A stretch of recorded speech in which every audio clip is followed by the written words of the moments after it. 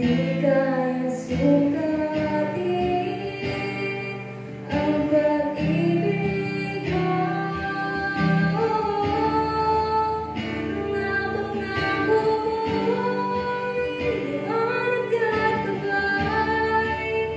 Sa bawat sandaling may pag-asa at kanlungan.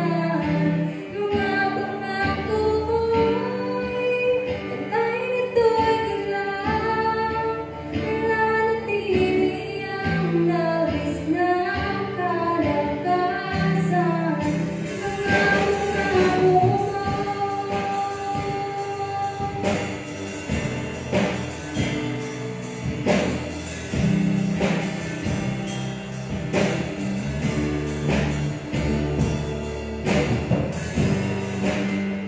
Ako'y lumalapit, iyong ganda, walang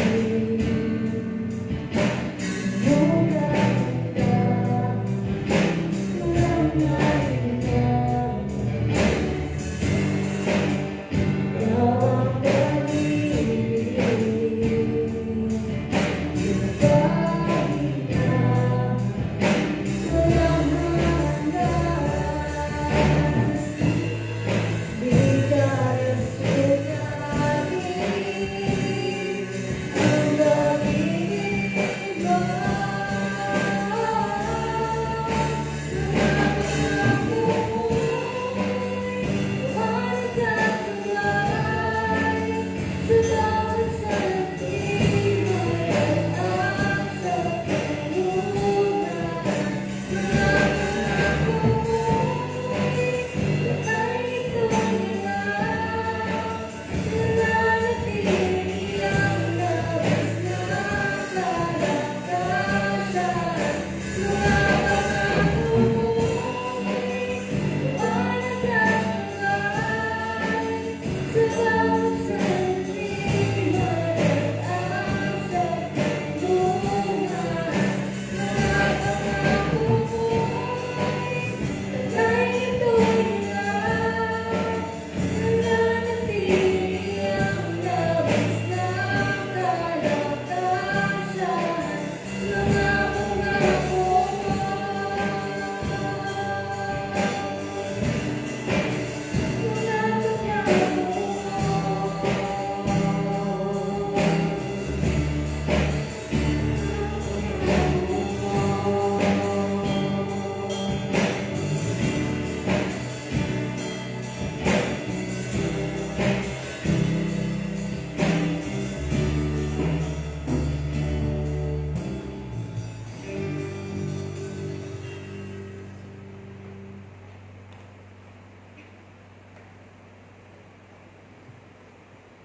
Salamat sa mga pangako ng Panginoon na pwede natin panghawakan. Yan ay totoo, no? Hindi nababalik. At first Sunday of February! Wow, naman! Kaway-kaway sa mga may pag-ibig dyan. Yan.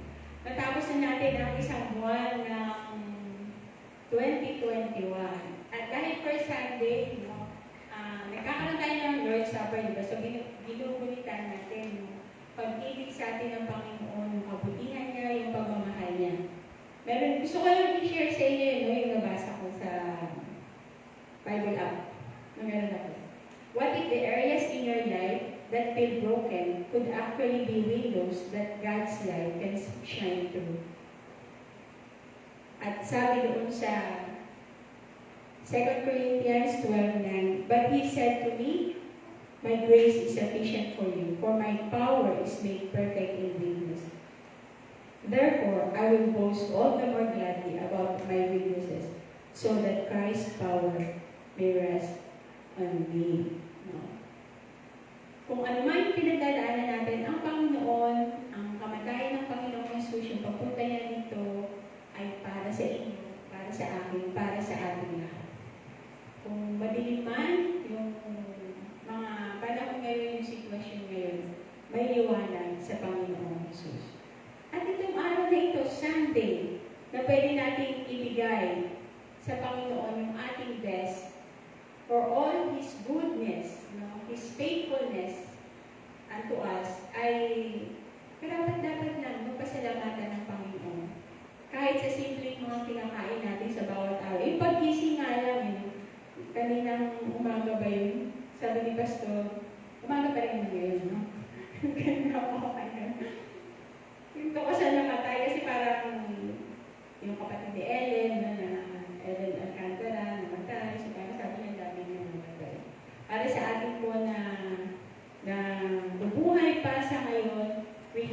all the reasons to thank God for.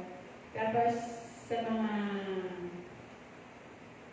trabaho natin, sa lahat-lahat, pagbibilangin natin, talagang mauubos ang oras natin. Let's not busy ourselves with unimportant things, but this time, this day, belongs to the Lord.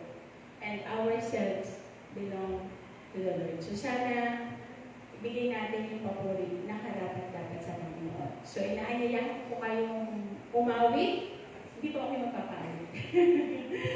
Kung gusto niyo po, if you feel like standing, even while you're at home, you may do so. If you feel like dancing or clapping your hands, na as if you're in the church, samahan niyo po kami sa pagpupuri sa Panginoon.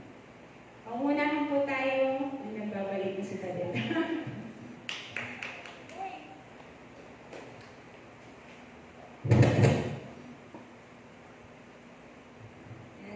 Good morning po sa ating lahat, and kamusta kayo dyan sa mga naka-live stream ngayon? Almost a year na rin na nag-quarantine tayo, no?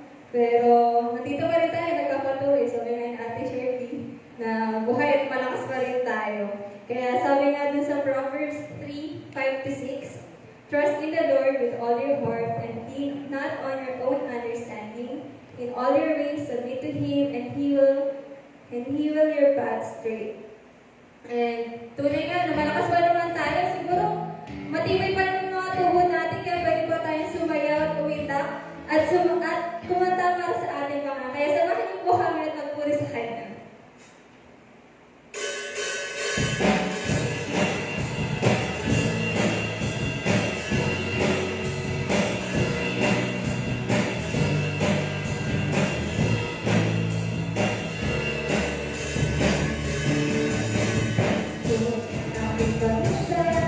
Ang kalawakan, di ko maunawaan ang iyong dahilan kung bakit ako'y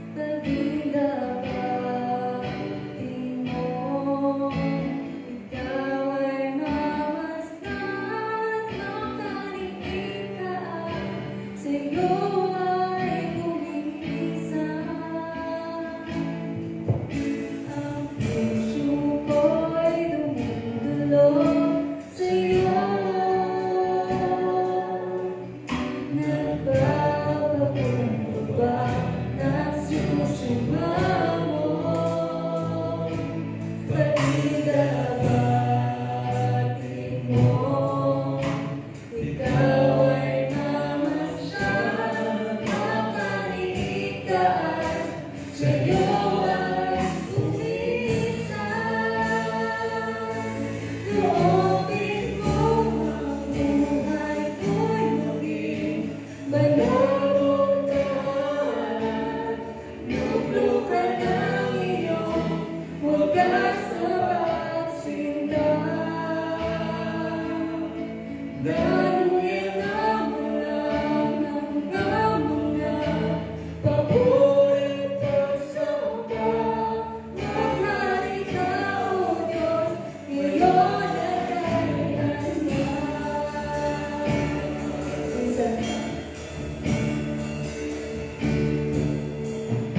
Ang puso ko'y dumudulog sa'yo.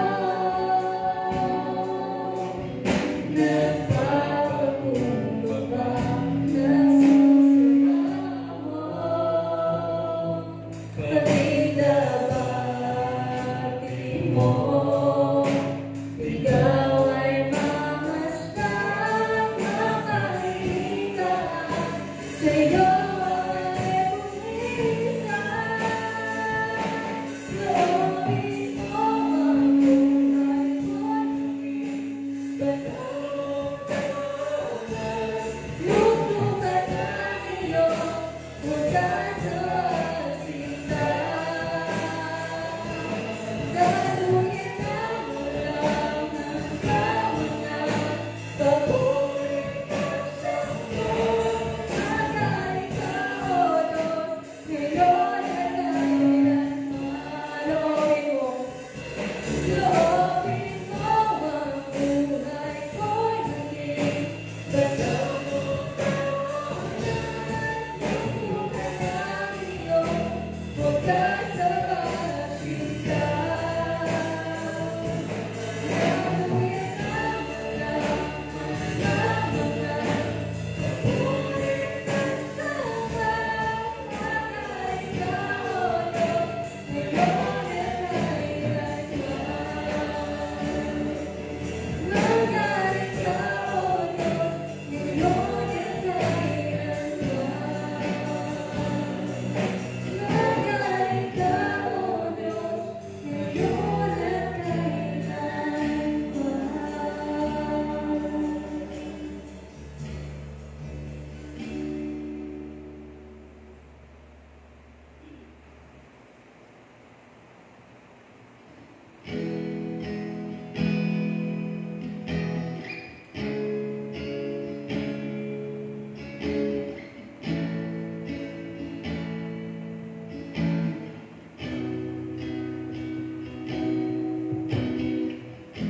habang karapat-dapat pagkukulan ng lakas ng wagas mo pagsinta. Habang walang kakayahan kang masuklian ka ng mabuti sa lahat mong ginawa. Yakap mo ako sa aking kalutan. Ibig mo ako na di kayang tuklasan. O Diyos ng katarungan at katwiran na kahit isa ay di nabalik.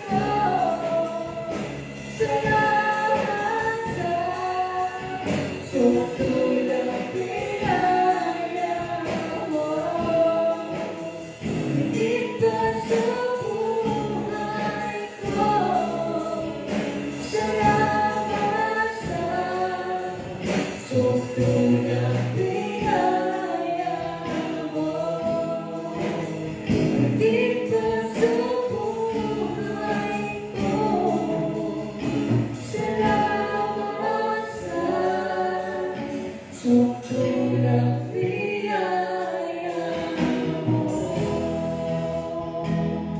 Yes, Lord. Today I learned that we don't deserve this kind of love, Lord Jesus. We don't deserve it, Lord. But still, you love us unconditionally, Lord. Ang pagmamahal na sa inyo lang namin mahanap, yung tunay, Lord, yung buo, walang hinihingi ka pa rin, Lord Jesus. And this love is perfect, Lord Jesus. And we thank you for this, Lord. We thank you, Lord, for choosing us to be your children, Lord Jesus. At ang lahat ng aming pag-uri at pagsama sa inyo ay natatangin lamang sa inyo lang. You deserve this, Lord Jesus. In Jesus' name, we pray. Amen.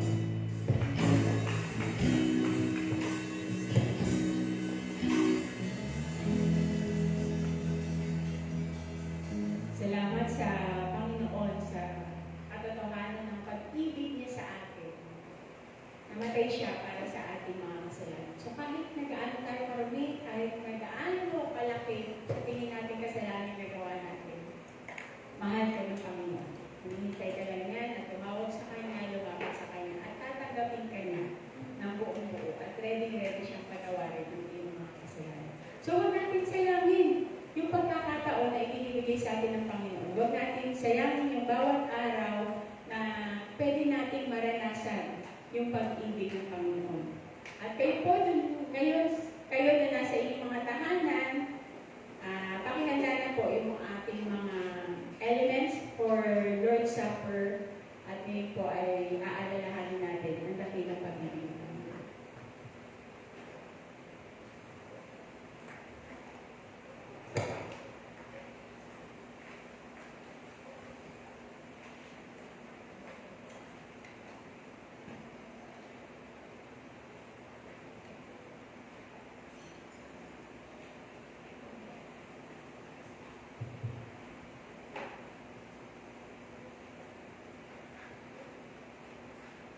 Sabi po sa Psalm 121 verses 1 and 2. Doon sa mga burol, ako'y napatingin sa klolo sa akin.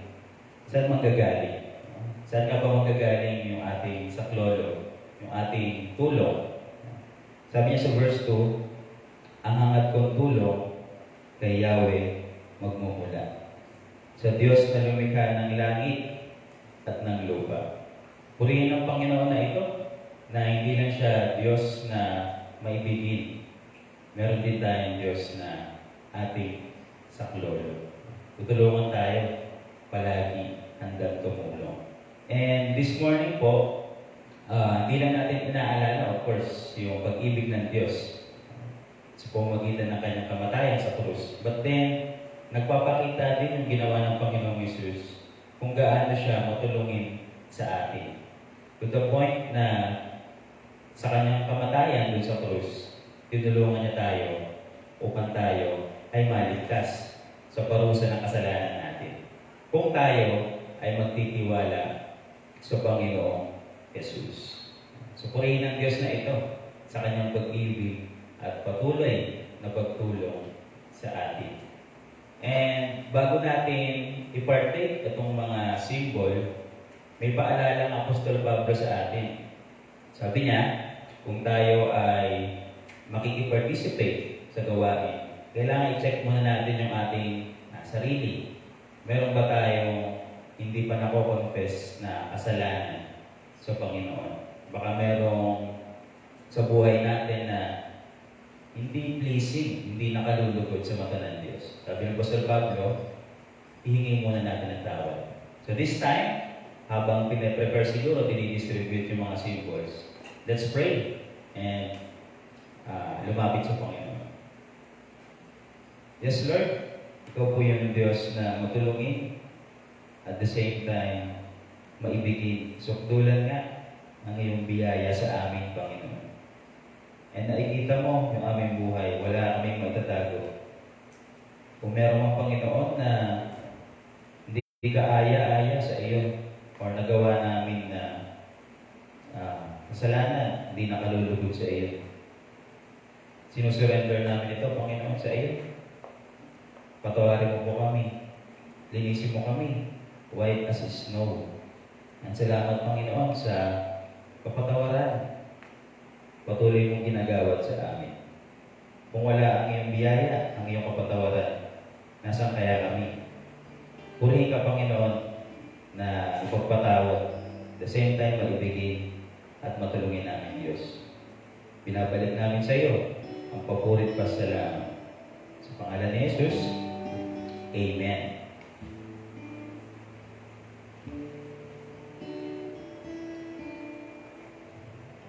Pwede niyo pong i-distribute sa inyong mga kasama sa bahay. So kung ikaw ay tunay na tumanggap na sa Panginoong Yesus and masabi mo na nasa iyo na ang banal na Espiritu, ikaw ay tunay na napatawad na ng Panginoon, iniimbitahan kita na mag-participate in partaking the symbols. Nung gabi siya ipagkakalo, ang Panginoong Yesus ay dumampot ng tinapay. Nagpasalamat at pinagpira-piraso ito. At sinabi, ito ang aking katawan na inihahandog para sa inyo. Gawin niyo ito bilang pag-aalaala sa akin.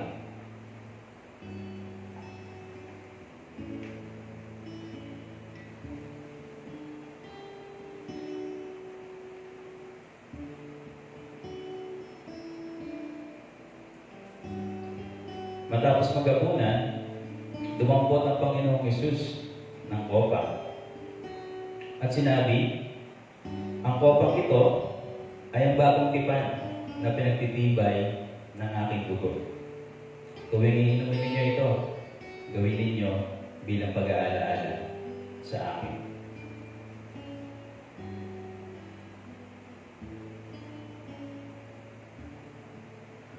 Panginoon, lubos nga po kami nagpapasalamat kung gaano mo kami kamahal to the point na ibinigay mo ang iyong kaisa-isang anak na si Jesus na sa gayon mabayaran ang aming kasalanan. At kung sino man ang lumapit sa Kanya at magtiwala ay magkakaroon ng buhay na walang hanggan. Salamat sa inyong katawan, sa inyong dugo na bumuhos doon sa krus ng Kalbaryo. And Lord, kung papaano mahal na mahal mo kami, nawa, tulungan mo kami na magpatuloy din na ibigin ka. Nawa makita mo rin sa aming buhay na patuloy na lumalago sa pag-ibig sa iyo. Tinataas namin ang pangalan mo sa umaga na ito. Sa pangalan ni Jesus, Amen.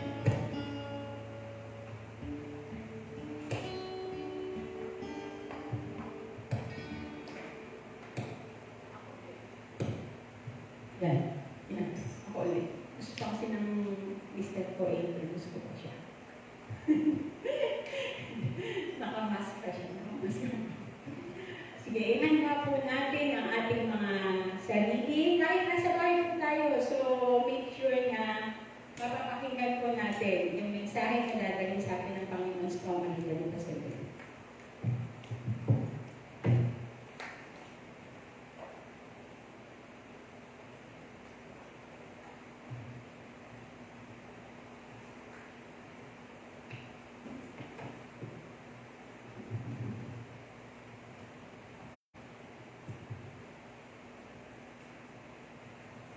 Magandang umaga sa ating lahat. At magandang umaga dito sa baba. At magandang umaga din dyan sa taas ngayon. Mukhang masaya pa kayo dyan. May mga ilan tayo na kasama ngayong umaga na hindi participants pero po rin ang Panginoon dahil meron tayong extra space sa taas na pwedeng mag-stay doon ng ilan sa mga kapatid natin na nais sumama sa amin ng live mismo makikita ang ating mga physical na katawan sa lugar na ito. At salamat sa Lord kasi medyo okay may space pa.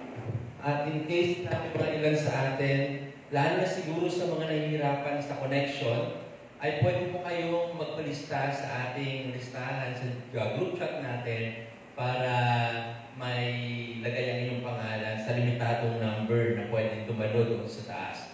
So hopefully, especially doon sa nahihirapan sa connection, kasi may mga ilan sa atin na nahihirapan umattend ng ganitong uri ng service dahil sa connection, ay pagkakataon nyo na. Okay? So, purihin ng Panginoon dahil buhay ang bawat isa sa atin at nakangiti kahit na nakamask.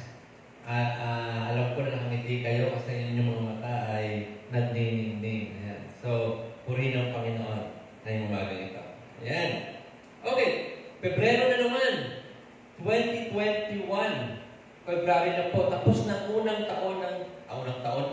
buwan ng taon na ito.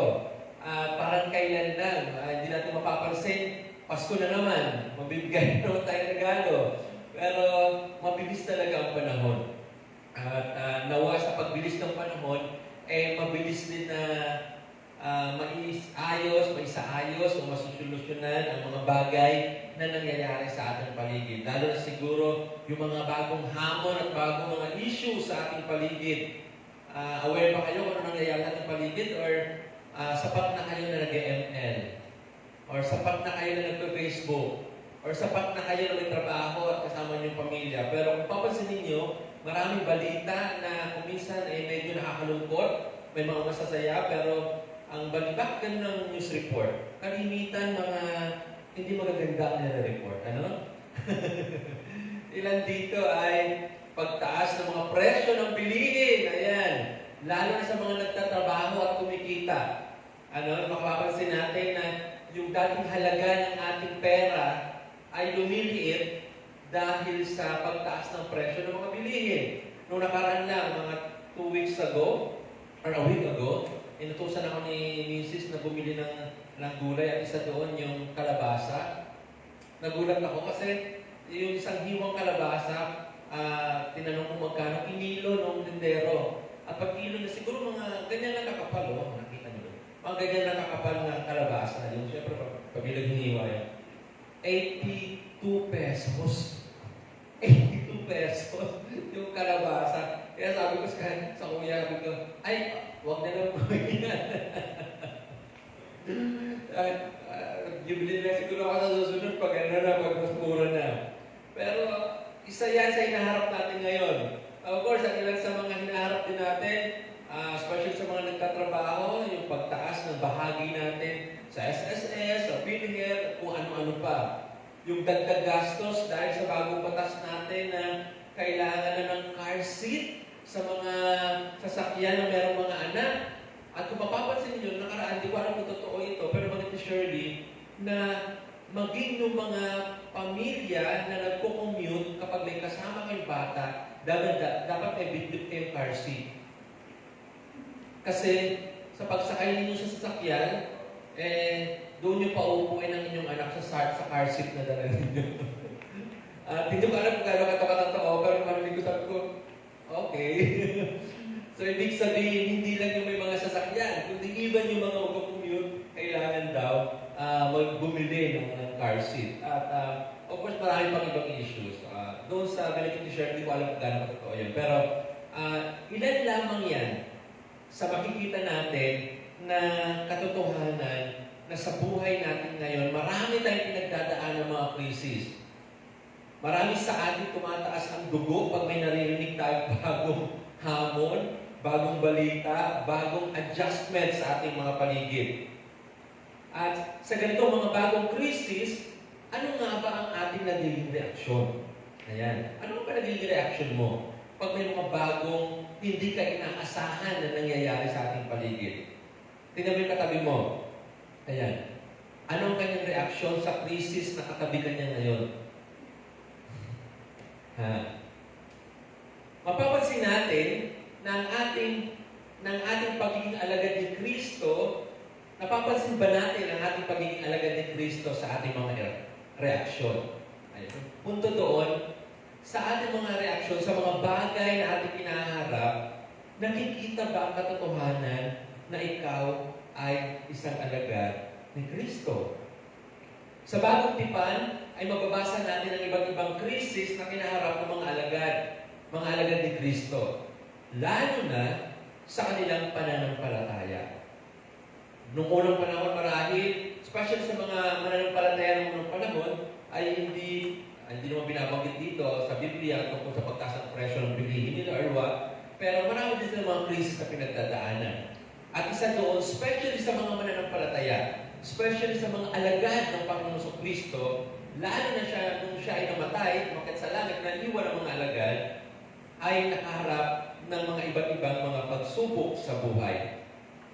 At isa dito ay ang pagsubok sa kanilang pananampalataya. Pero, ito ang mapapansin natin.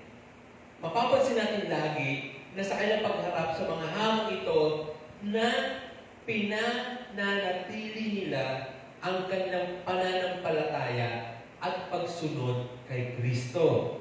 Pagsunod sa kalooban ni Kristo. Isa yan sa karaniwang mapapansin natin sa mga tunay na mga alagad ng Panginoong Hesus. Na kapag may nararanasan silang pagsubok o krisis o hamon sa buhay, lalo sa kanilang pananampalataya, ay lumalabas lalo ang matibay at malalim na pananampalataya at pagsunod nila sa kalooban ng Panginoong Hesus. Habang may mga hamon at krisis, ay lalo silang nagiging committed kay Kristo bilang mga alagad.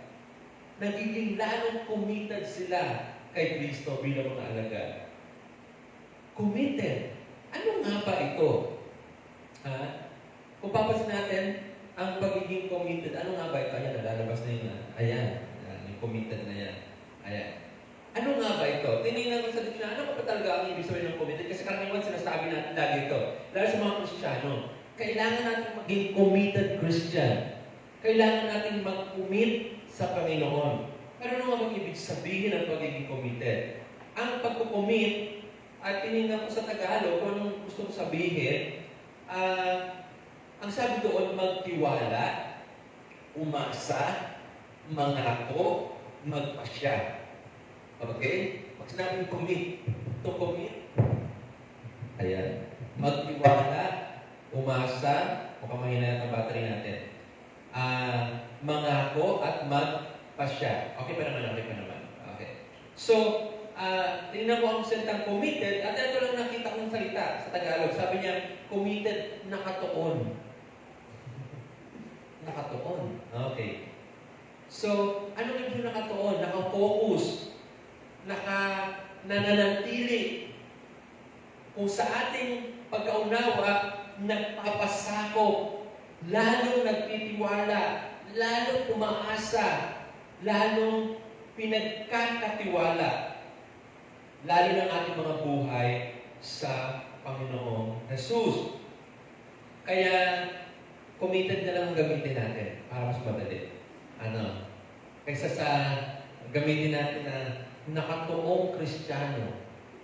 At least, madali yung committed Christian. At nagkakaintindihan na tayo doon. Pag sinabing committed, nagpapasakop, nagpapasailalim, mas nagtitiwala, umaasa, nakatuon sa pinagtitiwalaan Diyos.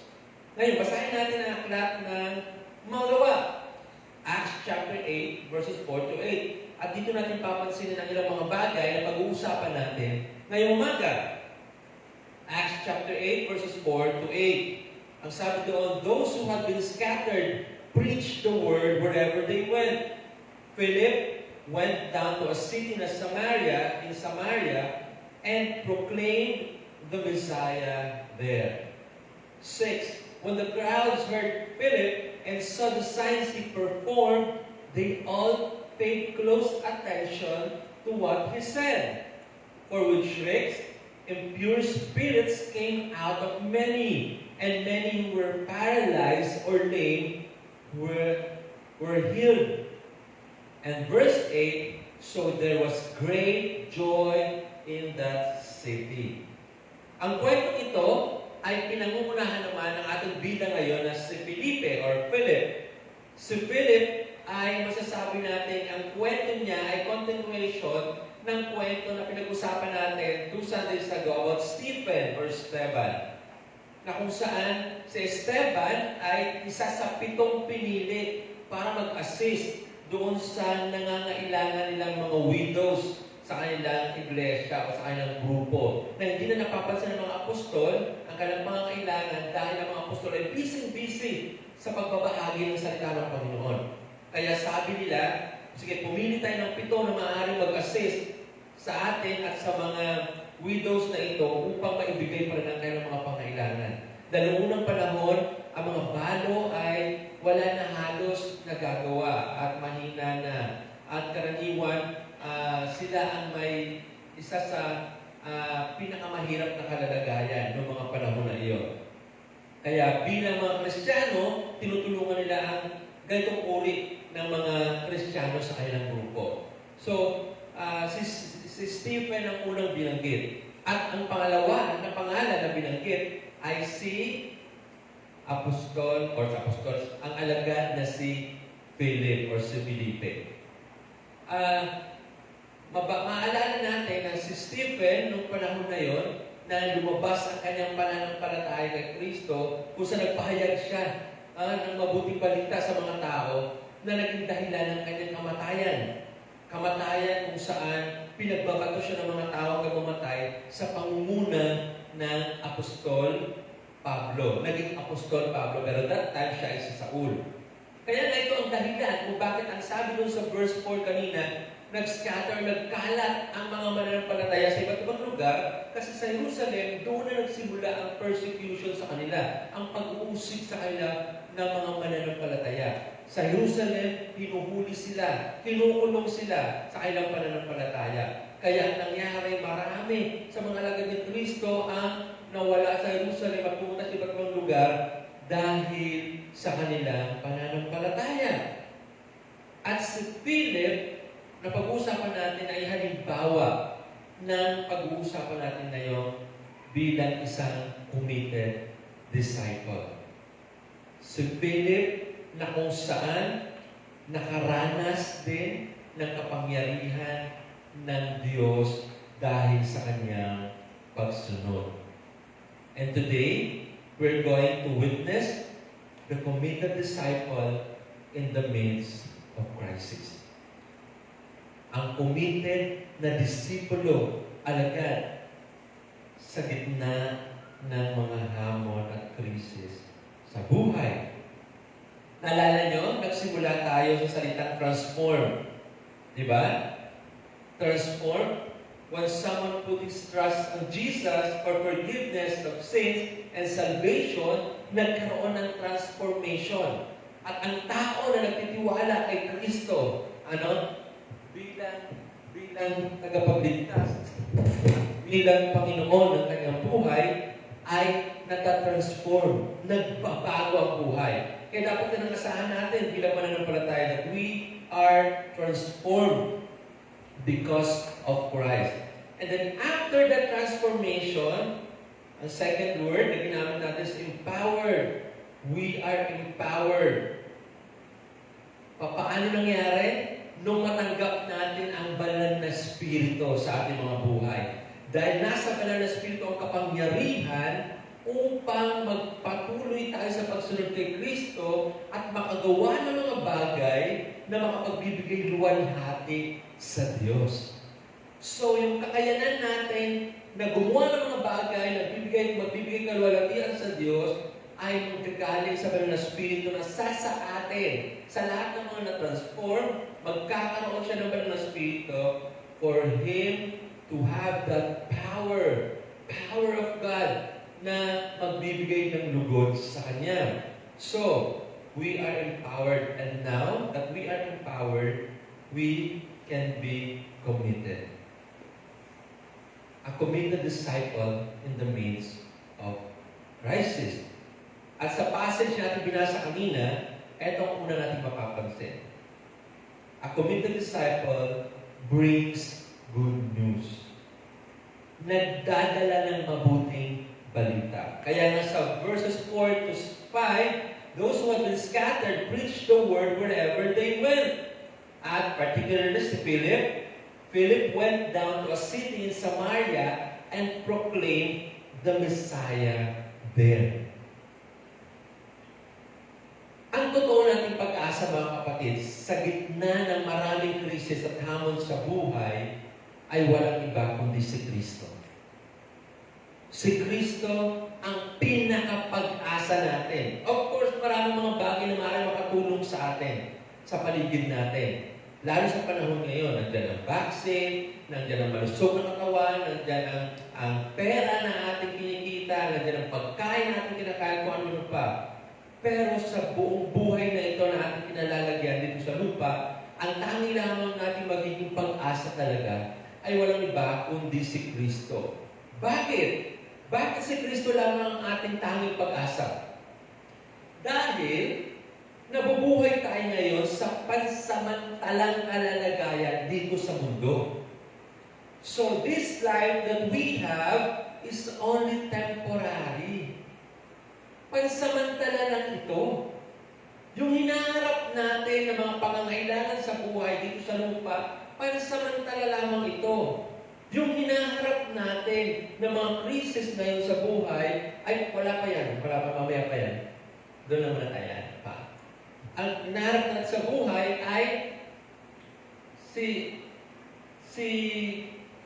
pansamantala lang. Ano, wala pa yun. Pansamantala lang.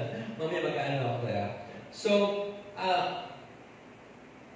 kaya yung mga pansamantalang bagay na dito sa lupa, dapat hindi siya ang pinagtutuunan natin ng ating lakas at pinagtutuunan ng ating buhay dito sa mundo. Okay? Dahil mga bagay sa mundo ito ay pansamantala lang. Yung cellphone na meron ka, pansamantala lang yan.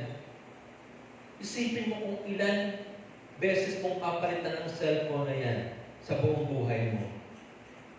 Ha? Kung minsan na wala pang isang taon nagpapalit ng ilan sa atin. Lalo na yung may mga pera na kayang bumili ng higit pa na mas maayos sa cellphone. May mga ibang nga, paparating pa lang, nagpe-pre-order na. Sino dito nagpe-pre-order na ng bagong ng cellphone? May mga ilan na gano'n, naghihintay ng bagong model ng iPhone, ng Android cellphone. Kasi gusto nila na sila ang una na makagamit ng bago or latest na model ng cellphone. Diba? Pero pansamantala lang yan. After a while, luluma na naman yan. Pansamantala lang yan. Damit na ang tindi ng listahan sa cart mo. Para pag may pera na mabili na yan, yung mga nasa cart mo ng Shopee, Lazada, at kung ano-ano pa dyan na online shopping. Pansamantala lang ang mga bagay dito sa mundo.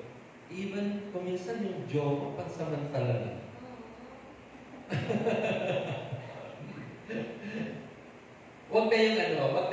dapat hindi pansamantala yung asawa. Kasi iba-ibang level na yun. Pero minsan, may mga tao sa mundo na napakadali lang magpalit ng karelasyon na parang damit na sinuot at pagkatapos humubarin at magsusuot ng bagong damit. Ano? Lahat ng mga bagay dito sa mundo ay pansamantala. Iba ng mga krisis na hinaharap natin. Kaya nga, ang tanging pag-asa lang natin ay hindi ang mga bagay din sa mundo. Hindi ang pera. Hindi ang kalusugan. Hindi ang tao. Hindi ang karunungan, hindi ang ari-arian, kundi ang tanging pag-asa natin ay si Kristo. Si Kristo na siya ang good news. Siya ang good news na tinatalakay natin. Siya ang dadalhin ng mga committed disciples dito sa mundo. Because through Him, dahil kay Kristo, tiyak natin ang ating kinabukasan. Yan ang hindi pansamantala. Kasi si Kristo, may hatid siyang perpektong kinabukasan para sa atin. Dahil dito sa lupa, pansamantala lang mga bagay.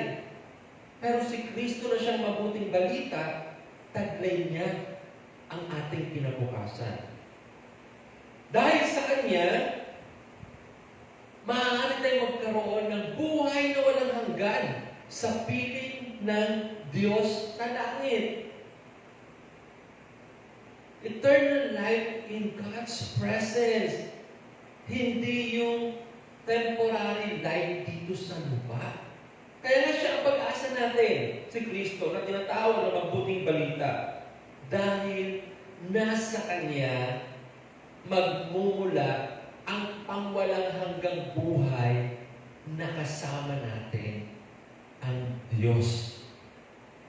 Sa pamamagitan niya, kaya siya naging good news at totaling pag-asa natin dahil magkakaroon tayo ng buhay sa pamamagitan niya na wala ng krisis pagdating sa langit. Pagdating sa langit, mga kapatid, wala ng krisis. Kaya ang krisis na hinarap natin dito, pansamantala lang yan. Kaya nga, hindi natin pwedeng bigyan ng solusyon ng mga krisis na yan na pansamantala lang din. Of course, hindi ko ibig sabihin na hindi tayo mag-isip ng mga solusyon para sa mga krisis niya habang dito sa lupa. Of course, yes. Pero, kagaya binigay ko kanina, hindi natin dapat dito lamang ituon ang buo nating pagkatao at ang buo nating buhay. Dahil lahat ng ito ay pansamantala lang. Kaya nga habang nandito doon sa pansamantalang mundo, bigyan na natin ng higit na pansin, ang mas malaki at mas dakila na bagay na ito ay pangwalang hanggan. Dahil ito ang mananatili. At ito ay walang iba, kundi ang mabuting balitang atin sa atin sa pamamagitan ni Kristo. Yun ang dahilan kung bakit committed na disciples si Philip. Because he knows who God is. Kilala niya si Kristo. Kilala niya si Kristo. The only hope and the good news for people na mga nag-aalala at walang pag-asa sa mundong ito ay walang iba kundi si Kristo. Dahil kay Kristo, magkakaroon, hindi pa kapatid, doon pa rin tayo. Sasabihin ko lang mamaya pagpapalitan na. Oo, wala ba? Sasabihin ko na lang. Doon pa rin sa point. Balik. Ayan, dyan lang tayo. Ayan lang natin yan. Okay, huwag mo muna. Sasabihin ko sa iyo mamaya pagpapalit tayo. Okay? So, kagaya ng pag-aalala ni Joy, kung ito nga ba ang slide na natin, pero ang tanging pag-asa lang ng Joy ay si Kristo. Nag-aalala si Joy kasi haba na rin sinabi ko, hindi pa ako nagpapalit. So, okay lang yan. Kasi may point ako dyan eh. Nasa-stress ko nga eh. Anyway, huwag ka mag-alala o mamaya ano kita. Balik tayo doon. Ang pag-asa lamang ay si Kristo. At kilala ng Philip kung sino si Kristo. Kaya naman, naging committed siyang hanagan para dalhin si Kristo sa mga tao. At saan niya dinala? Particularly, sa Samaria. Sa Samaria, dito nakatira ang mga Samaritano. Ayan, Samaritano.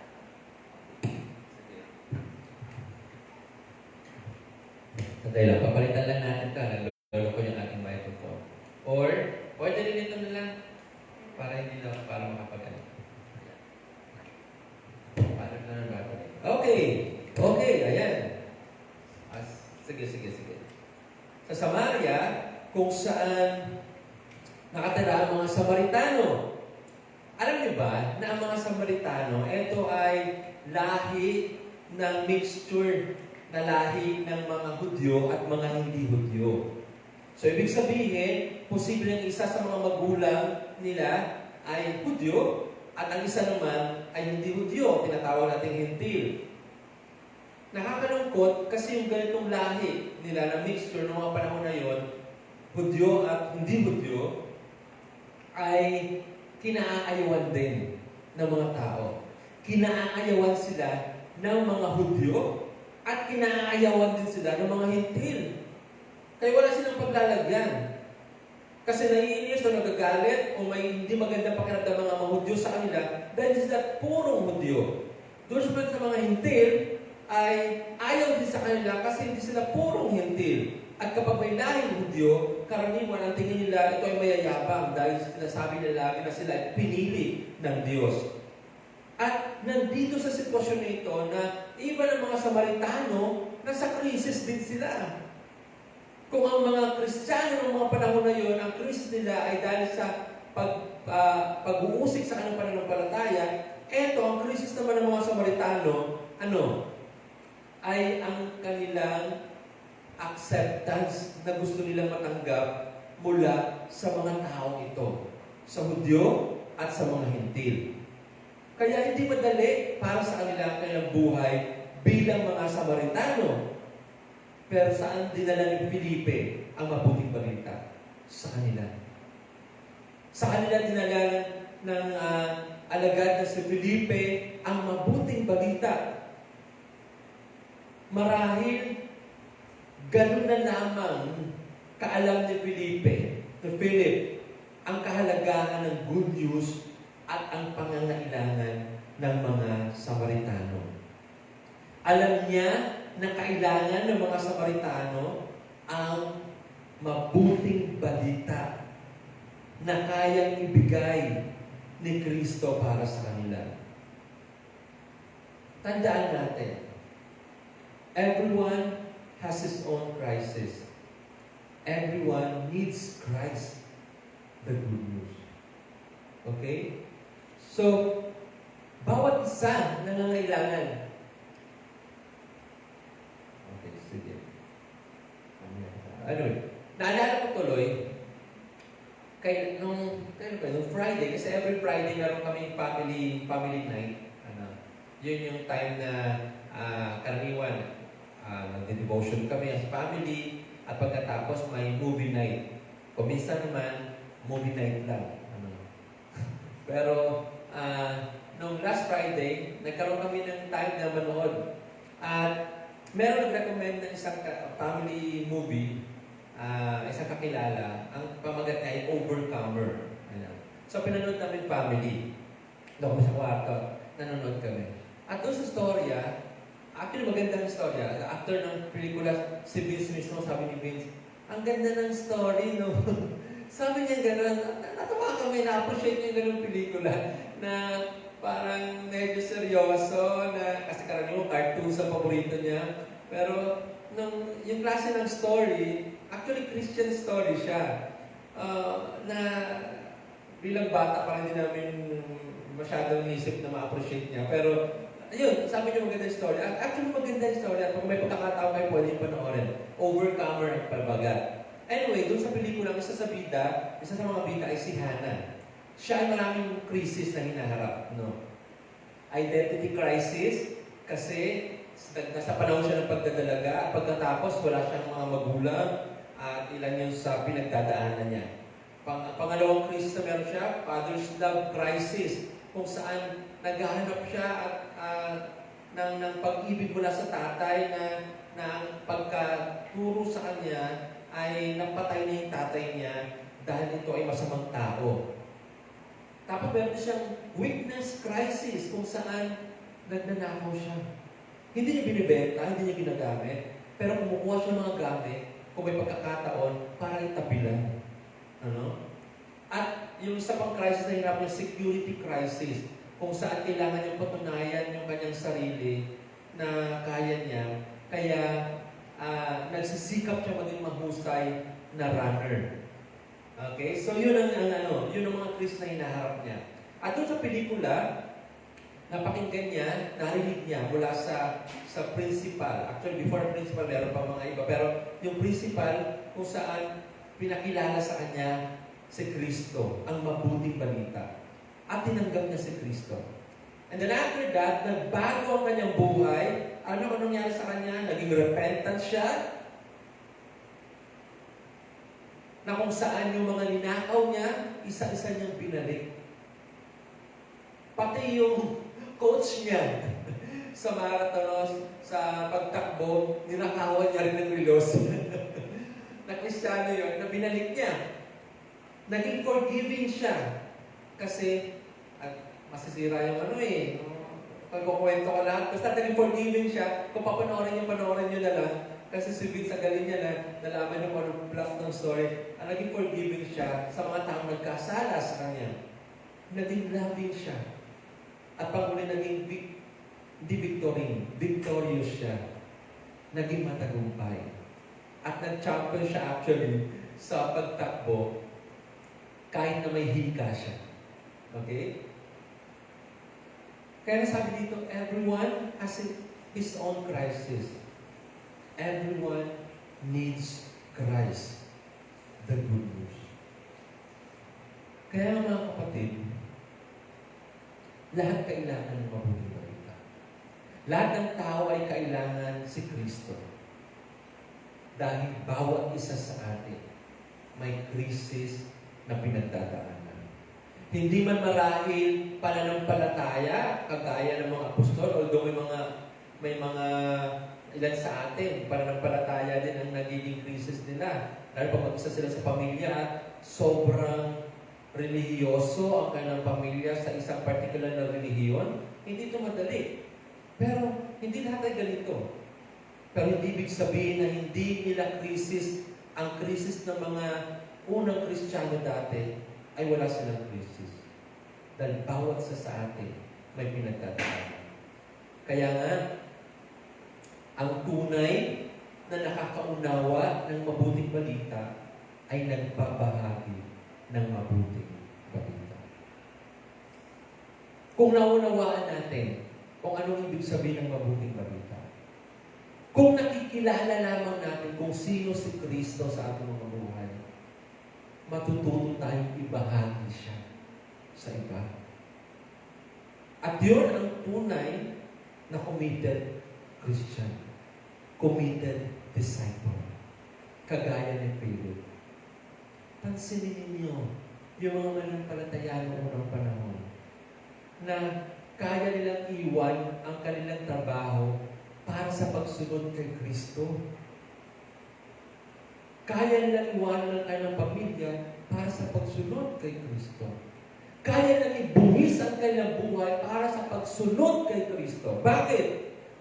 Kasi alam nila na si Kristo lamang ang tangi nilang pag-asa dito sa buhay na ito sa mundo ng pansamantala lamang. Kaya ganoon sila kakumited. Kaya nga ang tanong, gaano ba tayo kakumited sa ating pananampalataya ngayon na tayo ay mga mananampalataya ni Kristo? Na tayo ay mga Kristiyano. A committed disciple brings good news. And, pangalawa, bestows healing. So verse 6, sabi doon, when the crowds heard Philip and saw the signs he performed, they all paid close attention to what he said. 7, for with shrieks, impure spirits came out of many, and many were paralyzed or lame were healed. Like the apostles, Philip also received the Holy Spirit.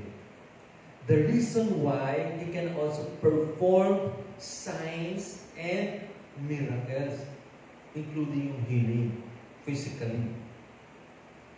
Sa totoo lang, yung kayang gawin ng mga apostol ng mga alagad ng unang panahon na yon, na ganitong bagay, ay kapahayagan ng kapangyarihan ng Diyos at ng katotohanan na totoo ang Diyos na kailang pinagtitiwalaan at itinuturo sa mga tao. Kaya nga, sa pamagitan ng kaya niyang gawin, sa pamagitan ng kapangyarihan ng Diyos, mas lalong nakinig at naging interesado ang mga tao sa paligid. Okay? Kaya nga sabi doon, anong pinagaling niya? Pinagaling niya yung mga inaalihan ng masamang spirito kung saan pinalayas na ito. At pinagaling niya ang mga may sakit, particularly ang mga lumpo at mga pilay. Dahil ito naman ang kanilang mga krisis. Ang krisis, isa sa mga krisis na pinagdadaan ng marahil nung napuposes ng masamang spirito, of course, yung kalagayan niya. Sa mga may sakit, yung sakit nila. At anong ginawa ni Philip? tinulungan sila. Tandaan natin, yung healing na natanggap o pagaling na natanggap ng mga demon-possessed or mga may sakit ay nanggaling lamang sa Diyos. Hindi kay Philip mismo. Hindi pa yata naka-charge, kailangan baka maubos ang... Okay. So, ang totoo, kung bakit napagaling at napalayas din ang masasamang spirito, ay dahil sa kapangyarihan ng Diyos. Bakit si Kristo ang tanging pag-asa lamang natin? Bakit si Kristo ang dapat natin ipahayag? Dahil sabi ko kanina, nasa Kanya ang mga pangwalang hanggang pakinabang na kailangan natin. Kay Kristo lamang magmumula ang kalusugan na kailangan natin kung saan doon sa langit ang ating final healing. Pagdating sa langit, wala nang magkakasakit.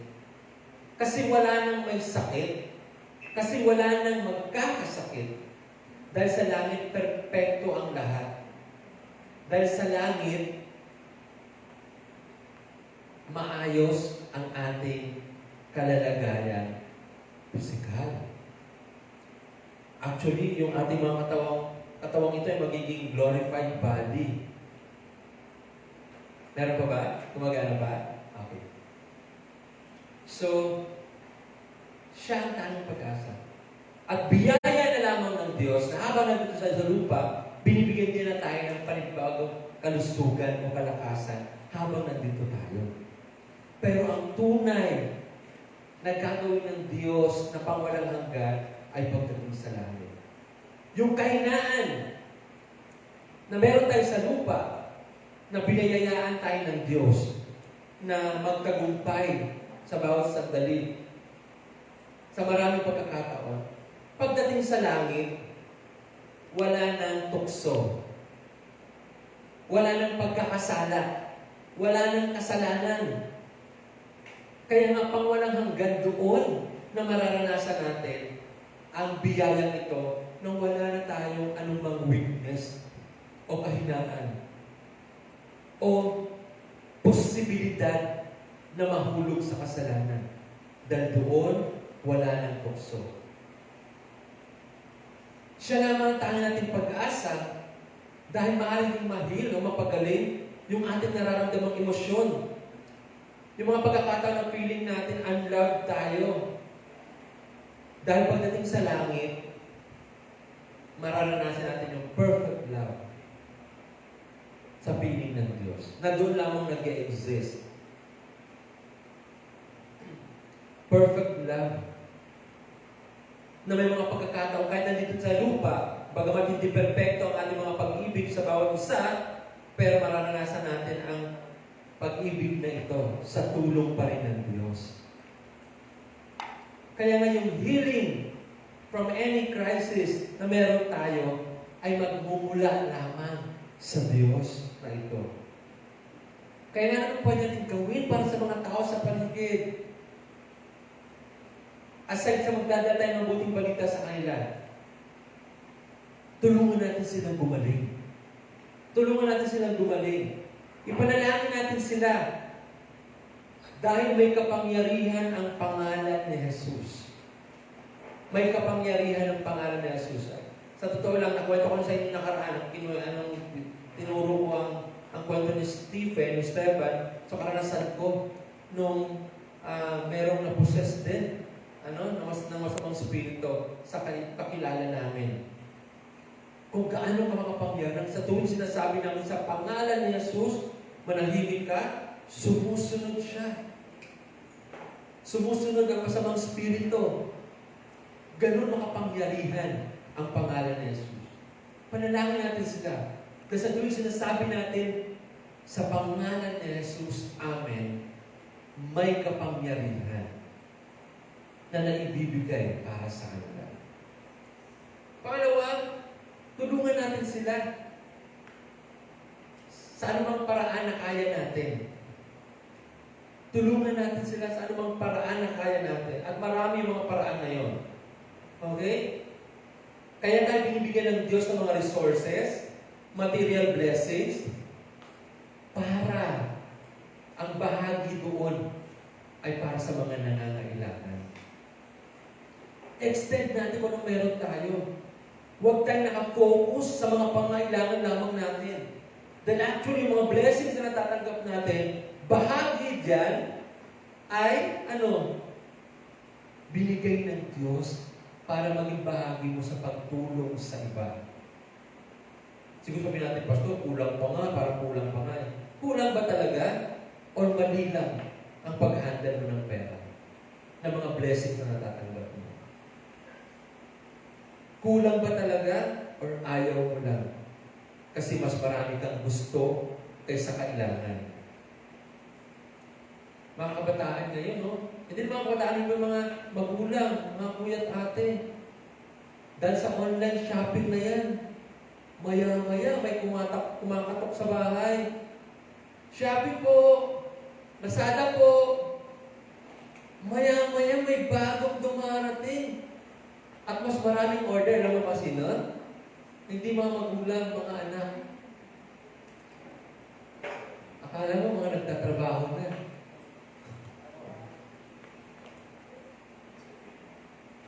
Tapos pagdating sa pagbibigay ng tithes and offerings, wala ng pera. Hindi pa naman ako nagtatrabaho Oo nga, hindi ka nagtatrabaho. Pero wala ka ba natatanggap? Kung minsan mas marami ka pa natatanggap kaysa sa magulang mo.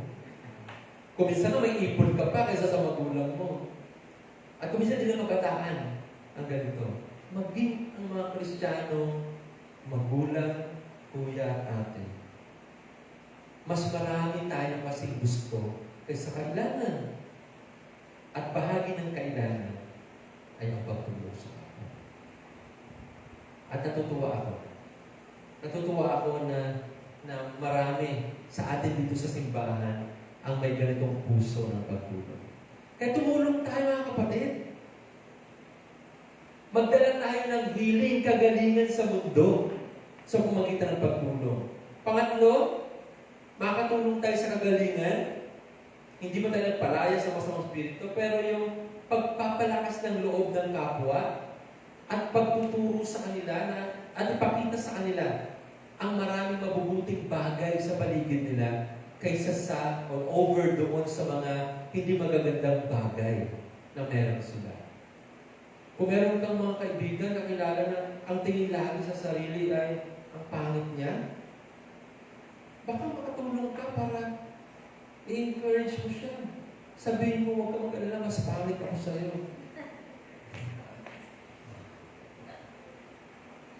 Pero, alam kong mahal ako ng Diyos.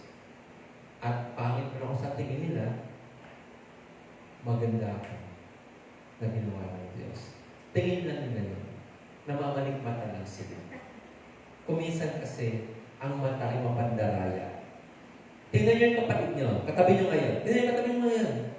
Di ba, ang pangit niya, bulag ka lang kasi. Kaya hindi mo nakikita yung kagandahan, kagapulan. Encourage them to see the good things over bad things. Maraming mga gandang bagay. At actually, yan ang isang advantage natin mga Kristiyano. Amen ba yun? Na tayo mga Kristiyano, sa kabila ng maraming krisis, nakikita natin yung mga blessings. Ha? Sana naman ganyan tayo, ha? Ang mga committed disciple, ganyan. Na sa kabila ng mga krisis sa buhay, nakikita natin ang higit ang mga blessings ng Diyos. Kaya mas lalo tayo nagiging confident. Mas lalo nagiging feel love. Mas lalo tayong napapalakas kasi alam natin na maraming mabubuting bagay na ginawa ang Diyos at binibigay ang Diyos sa paligid natin. Kaya nga, kagabi, nagkaroon ako ng profile ko. Nagpalit ako ng profile pic. Aba, nagpalakas ako. Kahit hindi ko alam kung totoo ang sinasabi nila, pero inangkin ko na rin kahit hindi totoo. Kung hindi man totoo ang sinasabi nila, sige, praise the Lord. Bakit? Yan ang nagagawa ng mga committed disciple. Nag-heal tayo ng mga emotional crisis sa buhay ng mga tao. Kaya nga si Philip, di ba? Nung pumunta siya sa Samaria, pagpapahayag yun na mahal ko kayo at tanggap ko kayo at nandito ang mabuting balita.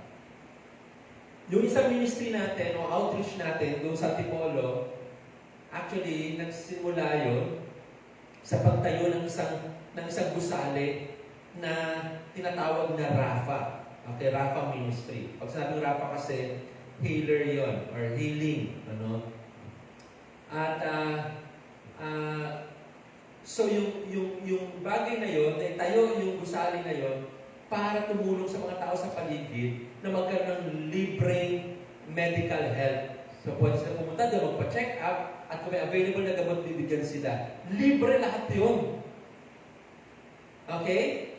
Pagkatapos, isa sa ministry, o isa sa ginagawa ng Rafa Ministry na ito, ay ng mga nagtutulong sila sa mga bata sa kanilang pag-aaral. Hindi ko alam kung ano sila ng DepEd. Anong ano ba sa DepEd? Hindi. Daycare center. Parang daycare center. At tutulong sila sa mga maliit na bata na hindi po pumapasok sa school para makapagsimula ng matuto. At sobra talaga yung mga material sila. Kung minsan daig pa yung mga daycare center namin na public. Kasi yung klase ng mga materials na ginagamit nila, yung mga crafts na ginagawa nila, ay ang gaganda. At ang namumuna dito, ngayon, si Miria Lutz, isa siyang German missionary na babae, kung saan nag-stay na siya, ilang taon na siya doon na tumutulong. At siya ang namamahala doon sa ganong bagay, sa pagtutulong sa mga bata. At aside doon, meron silang ministry o livelihood ministry kung saan gumagawa sila ng mga basahan, ng mga food trucks na para may pagkakakitaan ng mga kananayan na walang trabaho. At hanggang ngayon, kilala yung kanilang mga basahan na maaayos at maraming umorder at bumibili. And aside doon, meron silang spiritual ministry kung saan nililid nila yung mga tao patungo kay Kristo. Kaya nga, hindi lang sila actor sa spiritual aspect na nawawatanggap sa Panginoon to, okay na to. Kundi even doon sa ibang bahagi ng aspekto ng buhay ng mga tao sa paligid doon, ay naging concerned sila kung kaya even yung pagtulong medikal, tulong na edukasyon, at tulong na trabaho ay nagsisikap silang tumulong sa mga tao sa paligid doon. And actually, yun ang dahilan kung bakit meron tayong outreach doon. Kasi yung mga nakakakilala doon sa Panginoon, sa pamagitan ng ministry nila, ay tayo ang bahala magtipon and eventually magkaroon ng iglesia para sa kanila. Kaya nga, talaga posible magkaroon na tayo ng simbahan na kailangan natin panalangin ay manggagawa. Kasi pwede silang tipunin. And isipin nyo, ang hawak namin na sa grupo ang pinabagsa namin ay mga nasa 11 to 12 mga kananayan. Sa 11 to 12 mga kananayan, may mga pamilya ito mga to. Pag magsisimula tayo ng service doon, na may 12 families, ay baka mas marami pa kasi sa ibang mga simbahan natin na maliliit na ng grupo. At meron silang hawak ng mga kabataan na dinidisciple nila. Yan ang nagkagawa. Na nagdadala rin sila, hindi lamang ng mabuting balita, kundi ng tulong sa mga tao. Dahil bahagi ng mabuting balita ay ang tulong mula sa Diyos. Okay? Ang committed Christian ay naghahasik hindi ng lagim, kundi ng kagalingan. Hindi sakit or sakit. Kagalingan, nawa ang ating dalhin at ibigay sa paligid. Hindi mga sakit ng loob. Sama ng loob. Sana yung ating presensya ay magdulot ng masarap na pakiramdam sa mga tao sa paligid, sa ating pamilya.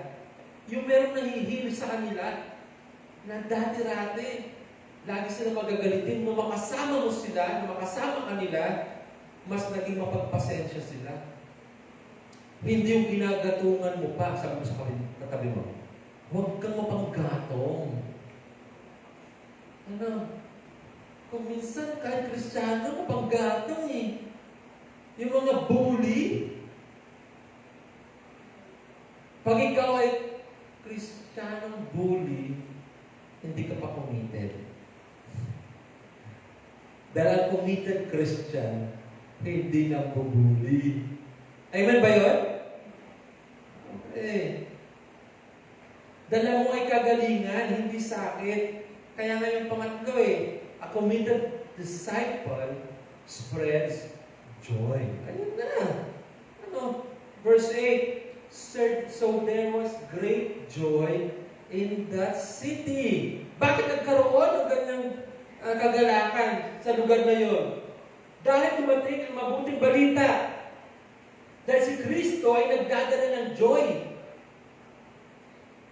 Dahil ang blessing ng Diyos ay nagbibigay ng joy. At ang committed disciples may hatid ng joy. Kakita nyo, talagang literal, committed disciple yan si Pastor Kevin. Tingnan may joy siya. Yan ang mga committed disciple.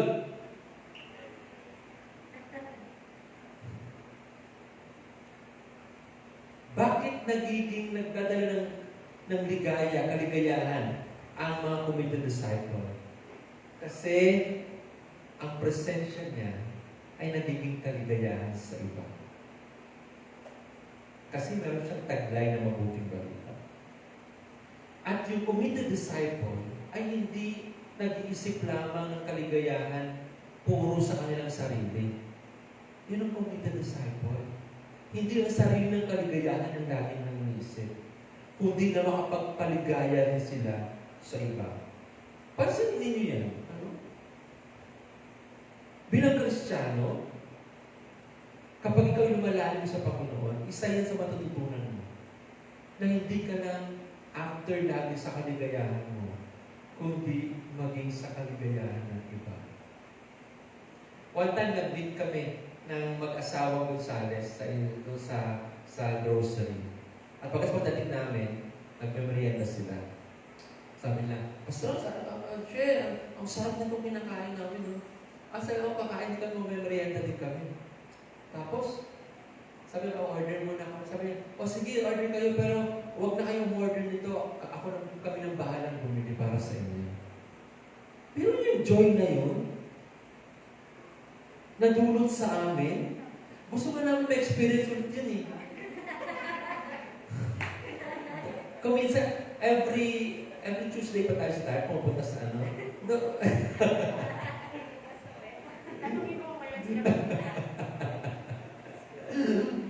Yung joy na yun, nakatikim kami ng gano'n, mahal na yung merienda na yun. Pero dahil sa, ano ba yun? Gusto mong paligaya ng iba? Nakakatuwa ito mag-asawa na ito eh. Isa sa napapansin ka, gusto ko, proud ako na yung kwento. Yung ganyan, gusto nila magpaligaya ng iba. At isa doon sa napapaligaya nila kami. Sa mga ganyang pagkakataon. Diba? Yung iba kasi, makita ka nagmemorienda, tinatago nila.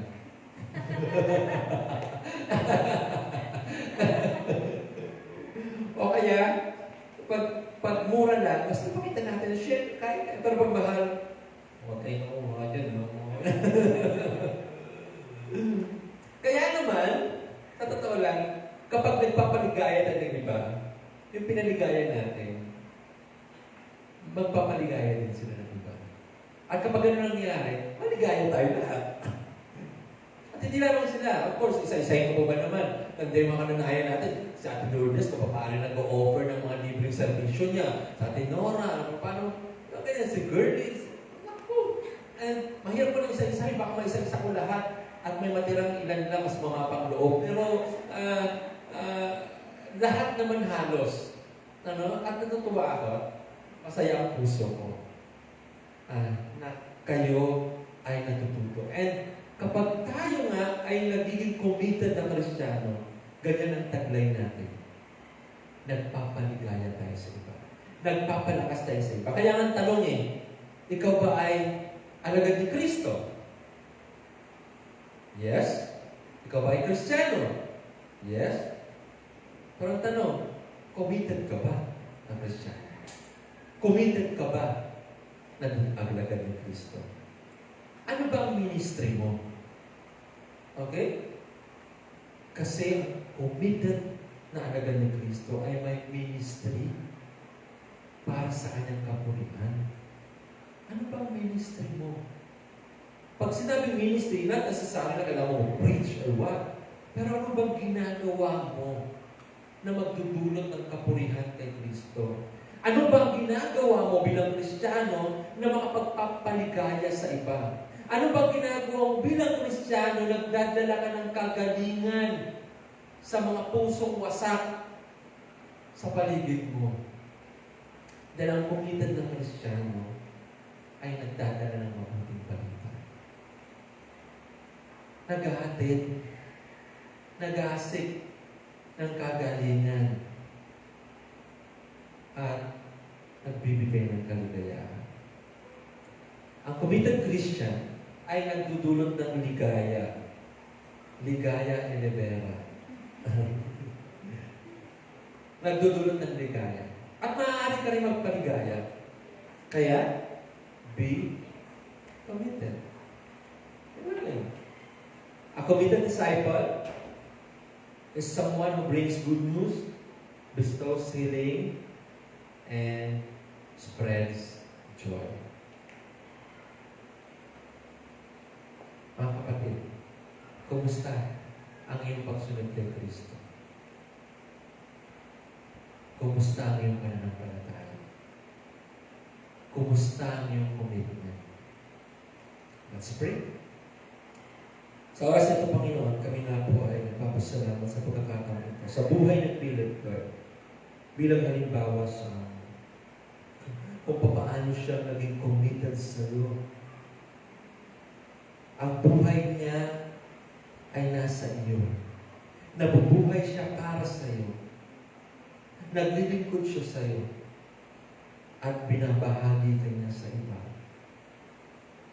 Panginoon, dalangin ko po na ang bawat mananampalataya ng Graduate Christian Fellowship, lahat ng mga dumadalo, lahat ng mga kasama namin ngayon, masumpungan ang iyong kapangyarihan na tutulong sa amin upang mas lalo namin bigyang pansin ang aming tagapagligtas. Lalo namin tingnan ang aming pananampalataya at sikapin namin na mapalakas ito na hindi lamang kami Kristiyano, hindi lamang kami alagad, kundi mga committed na Kristiyano, committed na mga alagad na nakatuon sa iyo ang aming buhay. Na ikaw ang una. Even sa panahon ng linggo, na walang makakahadlang ang pagod, ang oras, ang appointment, upang hindi ka namin sambahin, upang hindi ka namin bigyan ng oras, or even ang pamamasyal, hindi magiging hadlang para hindi ka unahin.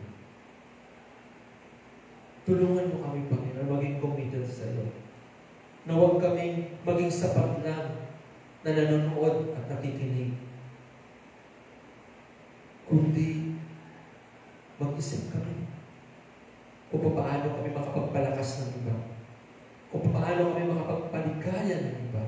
Kung paano kami makatulong sa iba.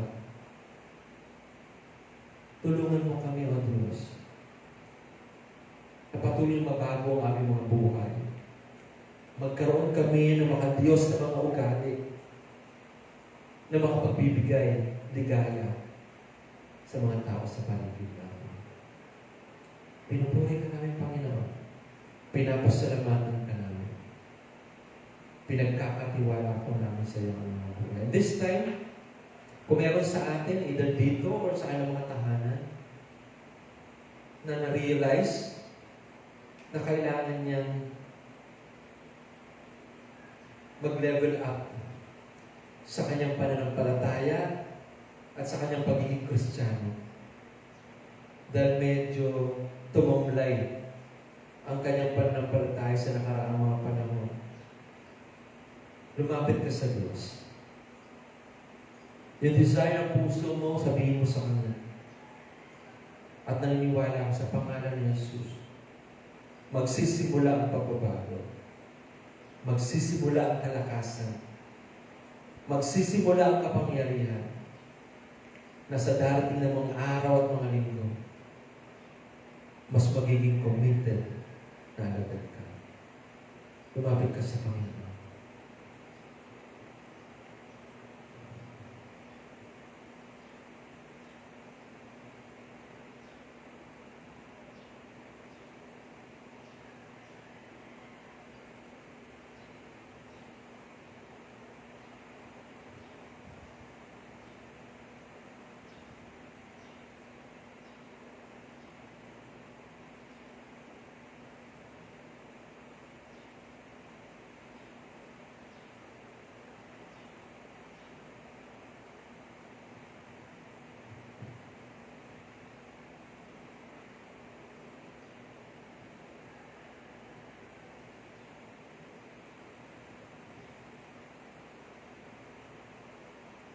Narin po, Panginoon, ang dalangin ng bawat isa. Nawa nga po sa iyong biyaya at sa iyong pagpapala. Ibigay niyo po ang kahilingan ng kanyang puso. Gawin niyo po kami mga alagad na hindi lamang Kristiyano, kundi mga committed na mga Kristiyano. Pinabalik namin sa iyo ang lahat ng papuri at ang lahat ng pasasalamat sa pangalan ni Jesus. Amen.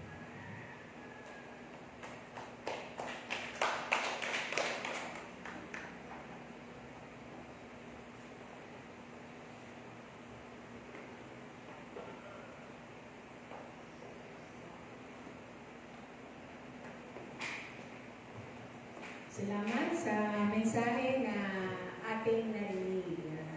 So kahit na may pandemic ngayon, hindi po nawa mawala yung init ng ating paglilingkod sa Panginoon. Sige po, para sa ating mga pabalita, meron ba tayo, Joy? Sige, tuloy-tuloy. Mamaya po, 1:30 yung ating pong Sunday School. So, very sure na po kasi last week wala dahil sa congregational meeting. Pero mamaya po, 1:30 yung mga bata. So, Ma'am Shish, yung mga materials din na kailangan natin para sa arts and crafts. Paki-prepare. 1:30 po iyon. Tapos, para po sa ating tithes and offering, pakibigay na lang po yan sa mga kinaukulan, kay Pastor Kevin, kay Pastor David, kay Ate Nanette, Sider Abot, ano yung tawag doon? Basta abot kamay or via GCash o kaya bank transfer. So, may mga details po. Ayan, nandiyan yung mga details. So, huwag po natin kalilitan na magbigay ng ating mga kaloob para po yun sa ating mga gawain. Tapos, wala tayong may birthday. Okay. So, happy birthday. Kung birthday mo ngayon, happy birthday sa'yo. Kung anniversary po din yung mag-asawa o boyfriend, girlfriend, sama ka na namin. Happy anniversary. Yan sa inyo. Salamat sa Panginoon at yung ating mga Bible studies po nagpapatuloy sa San Francisco, tapos yung mga online po natin sa mga millennial moms, sa mga tatay, meron din YP, Antipolo, at yung mga, hindi ba mga thunders, di ba? Sa ibang mga grupo ng mga mamshies, no? Yung mga seasoned, yan, tawag dyan. Seasoned mamshies. Yun. Nag-aabang na sila. Okay, alam ko, nag-aabang na sila sa aming pagtitipon. So, pakihanda nyo na po yung inyong mga panggastos para sa ating yung mga season crushes, mga lakotsero. Yan. So, excited po ang bawat isa para sa ating mga fellowship. So, hindi lang pag physical, kahit sa mga online, wag po tayong mawawala. At sa prayer meeting natin on Wednesday, 7:30 p.m. Kita-kits po tayo. Huwag po tayong mawawala. Ay, via Zoom na pala. So, hindi na Google Meet. Via Zoom na po. Para mas nagkakakitaan kahit yung mga walang laptop, kahit sa cellphone. Mas madali makita ang mga mukha ng isa't isa. Yun lang po yung ating mga babalita. Sige, tawagin ko din natin si Pastor para po sa ating closing prayer.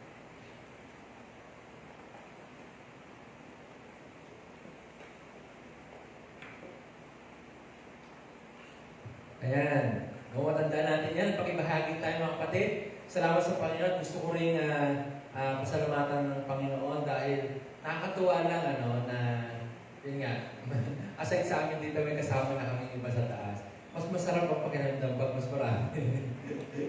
At ang muli ng Panginoon sa buhay ng bawat isa. Masaya po kami nandito kayo. Pagpalain po kayo ng Panginoon. Okay, tumayo na lahat sa ating pangwakas na panalangin at lumapit sa Panginoon sa mga oras na ito. Let's pray. Aming Ama na sa langit, kami nga po ay nagpupuri at nagpapasalamat sa katotohanan ng Diyos na tunay na buhay ka. Kumikilos ka sa buhay ng bawat isa. Kumikilos ka sa buhay ng Floodway Christian Fellowship, sa mga mananampalataya dito, sa mga dumadalo, sa mga kasama namin, mga kaibigan namin sa iba't ibang lugar na nakikisamba at isa sa aming pagpupuri sa iyo ngayong umaga nito. Dalayan ko, Panginoon, na patuloy niyo pong pagpalain ang bawat isa sa amin, lalo ang Diyos, sa mga ilan mga kaibigan, hindi namin alam kung sino ang may kaarawan, pero meron mo sa amin ngayon ang may kaarawan, ipakita mo sa Kanya na kaya umabot siya ng panibagong taon ito ay dahil sa katapatan at kabutihan mo sa buhay niya.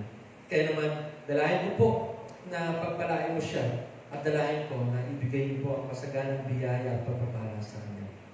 O Diyos, ganito po sa mga gawain namin na nabanggit kanina, kayo po ang manguna sa iba't ibang mga small groups namin, Bible study groups namin, at mamaya mga bata, mga young people. I pray, Lord, na bless niyo po sila, na ma-enjoy din lang kayo ng mga grupo na makakitaan nila, Panginoon, makita nila ang iyong presensya sa mga gawain ito. At lumaki sila na may matibay na pananampalataya sa iyo at ma-enjoy ang malalim na relasyon ka sa iyo, Panginoon. Sa oras na ito, pagpalain niyo po ang bawat sa amin na nagtipon ngayong umaga ito. At dalayan ko na sa pangalan ni Jesus ay ipagkaloob niyo ang Diyos ang iyong pagpapala, ang iyong biyaya, ang iyong kapayapaan, ang iyong pag-ibig, ang iyong kapangyarihan sa bawat sa amin. Ito ang aming dalangin sa pangalan ng Ama at ng Anak at ng Espiritu Santo. Amen.